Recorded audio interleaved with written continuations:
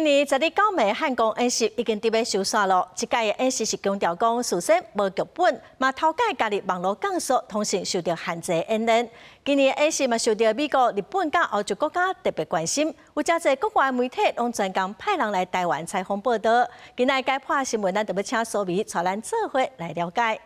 是主播，这10港9暝汉光演习明仔是上尾港啊！真侪外国媒体是来关注咱这回演习，亲像这《华尔街日报》的报道讲，咱这阵的演习已经唔是干那在作秀尔，也若是这美联社是报道讲，咱嘛唔是干那在垫武器，是已经转做实战。外国媒体会有这款评论，主要就是因为咱今年注重无剧本、气中心怀演练方式，创下真侪项新纪录。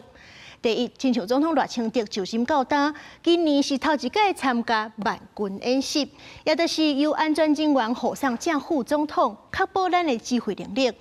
不过，中国说也提这项演练来武人地作战，放假消息讲总统是在演练逃亡，来煽动人心。也若是军队方面，这回2比1的部队是动用到2个旅，超过5000人，目标就是要让后备部队会当快速形成战力。 也若空军的方面，美国媒体商业内部是报道讲，换上2000战机主要进驻的这新德基地，离这中国的陆地是干那144公里，真有可能是中国第一批目标。24点钟内就失去作战的能力。所以讲，这回咱也特别演练跑道的抢修，也有挂弹升空。也若海防的方面，国际上界烦恼的就是中国封锁台湾。 所以讲，这回海巡是头一届用实兵实准的方式，甲海军来做伙演练反封锁护航。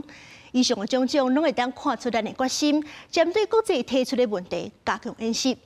除了军方，民众要怎应变也真重要。根据美国地方媒体外交界的讲法，台湾民间的心理甲民众要未做好准备。 所以讲，今年汉光演习，咱是实施有史以来头一届行动网络降速演习，就是要让民众提早学习，伫咧这战争时期无网络的时阵通信的状况。另外，去年这汉光的时阵，也有试办伫咧大卖场成立物资配售站，今年是搁进一步对废华的配售系统也已经成立啊，降低这战争时期对民生的冲击。